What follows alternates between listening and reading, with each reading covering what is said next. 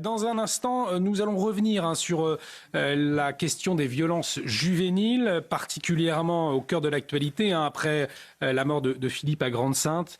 Quelles solutions urgentes mettre en place? Nous serons avec Denis Jacob, secrétaire général Alternative Police, dans un instant pour en parler. Après la mort de Philippe donc à Grande-Synthe, la question de l'ultra-violence juvénile, nous en parlons beaucoup ces dernières heures au cœur de l'actualité. Nouveau drame qui met une fois de plus deux mineurs en cause, 14 et 15 ans, des mineurs qui étaient déjà d'ailleurs connus des services de police.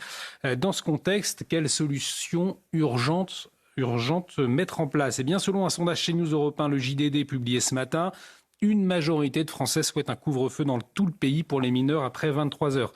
67%, vous le voyez, des Français, très précisément, sont pour. Alors, il y a des communes qui le font déjà. Nous le voyons tout à l'heure à Caille-sur-Mer. Alors, pas dans toute la commune, dans certains quartiers. Est-ce que c'est une bonne solution? On va demander à un policier. La police, la gendarmerie sont les premiers concernés pour faire face à cette violence juvénile. Denis Jacob, secrétaire général Alternative Police, est en liaison avec nous. Denis Jacob, merci d'avoir accepté notre invitation.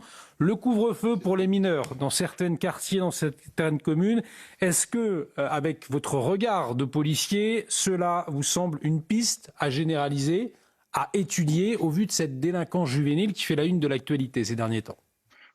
Alors, tout d'abord, permettez-moi de recontextualiser le sentiment majoritaire de nos concitoyens pour l'instauration de ce couvre-feu. On a eu des événements en Guadeloupe, notamment avec le déplacement du ministre de l'Intérieur, où un couvre-feu a été instauré parce qu'on a beaucoup d'affaires de violence avec des mineurs, notamment des crimes, qui fait que le couvre-feu va être instauré là-bas. Est-ce que pour autant il faut le généraliser en France? Je ne pense pas que ce soit la bonne solution, parce que c'est un dispositif qui va être ponctuel et qui ne réglera pas le fond du problème, c'est-à-dire la problématique de cette délinquance juvénile et la responsabilité des parents. Alors, est-ce qu'il faut le faire de manière chirurgicale dans des endroits où on est confronté à de l'ultraviolence chez des jeunes?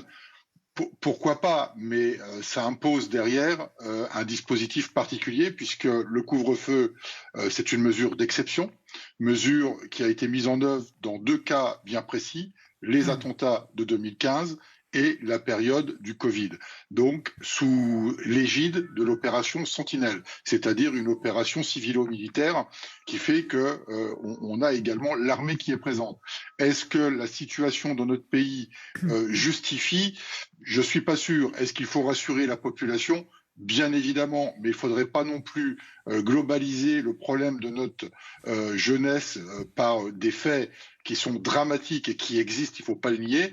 Mais là, est-ce qu'il faut généraliser pour autant à tout le pays et sanctionner l'ensemble des jeunes? Je suis pas sûr que ce soit la meilleure des solutions. En tout cas, nous parlons beaucoup de délinquance juvénile, notamment après ce terrible drame à Grande-Synthe, je le disais. Deux mineurs, 14, 15 ans, donc mis en cause. Ils étaient déjà connus des services de police. Cela fait écho à un autre drame, la mort de Chemseddine à Viry-Châtillon cette fois. On peut aussi parler de Zacharia à Romans-sur-Isère, Crépol, Thomas, dans toutes les têtes, bien évidemment. Cette délinquance juvénile sur le terrain, elle date de quand? Qu'est-ce que vous avez constaté? Malheureusement, elle n'est pas récente. Depuis de nombreuses années, moi je l'avais déjà connue. Alors c'était les prémices à la fin des années 90, où on commençait à avoir une délinquance des mineurs importante. Mais là, ça s'est renforcé. C'est pas tant le phénomène de la délinquance des mineurs, parce que ça a toujours existé. Par contre, c'est l'ultra-violence chez ces mineurs qui a vraiment changé, et on peut considérer que ça fait 10-15 ans où on a vraiment un renforcement de cette ultra-violence chez les jeunes. Mais avant de parler de couvre-feu, vous voyez, vous avez cité un exemple très parlant, malheureusement, l'affaire de Grande-Synthe. Deux mineurs déjà connus des services de police et déjà condamnés. Donc pourquoi ces jeunes-là n'ont-ils pas été pris en charge pour éviter qu'ils soient dans une récidive d'un acte? Et là, pour le coup, c'est un acte criminel, mais des actes de délinquance, il y en a eu auparavant. Pourquoi ces jeunes n'ont pas été pris en charge par tout un système qui existe déjà, notamment socio-éducatif, et qu'aujourd'hui on est confronté à ce drame. Parce Et que le couvre-feu, ça répond. vous le savez bien, Denis Jacob, pardonnez-moi, je vous coupe, vous le savez bien, c'est parce qu'ils sont mineurs, donc il y a un traitement différent. D'ailleurs, à ce sujet, Laurent Nunez, préfet de police de Paris, s'est exprimé ce matin. On l'écoute et puis vous réagissez ensuite. On interpelle des groupes de cambrioleurs qui sont généralement soit des jeunes majeurs, soit des mineurs, et qui souvent sont mandatés par des groupes criminels un peu mieux organisés.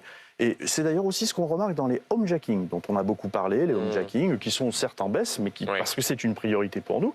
Et puis on interpelle des jeunes mineurs. Et donc vous avez deux traitements judiciaires différents. Alors pour répondre à votre question, oui pour nous, pour les policiers, bien sûr qu'on aimerait que cette excuse de minorité soit mise de côté quand on a un groupe constitué, quand vous avez des mineurs qui arrivent à la pour majorité. Les mineurs entre 16 et 18 ans, Laurent Nunez. On est d'accord, c'est ce que j'allais vous dire. Qu'est-ce qu'il faut faire de plus On parle de 16, mais qu'ils puissent être jugés le plus rapidement possible, qu'il puisse y avoir des comparutions immédiates comme il y en a pour les majeurs. Mettre de côté l'excuse de minorité lorsqu'il y a un groupe constitué, ce que dit le préfet de police de Paris, c'est dans ce sens, selon vous, qu'il faut aller également, Denis Jacob ? Oui, c'est ce que je dis pour mon organisation syndicale déjà depuis des années, et c'est d'ailleurs les annonces qui ont été faites par Gabriel Attal. Il a fait le constat que moi je fais depuis plus de 10 ans, et il fait des propositions que je porte depuis plus de 10 ans. Donc forcément, je ne vais pas dire aujourd'hui que ce qu'il annonce, c'est pas bien. Maintenant, quid de la mise en œuvre concrète et dans quel délai ? Après, ce que dit le préfet de police, ok, moi je suis tout à fait d'accord avec ce qu'il dit.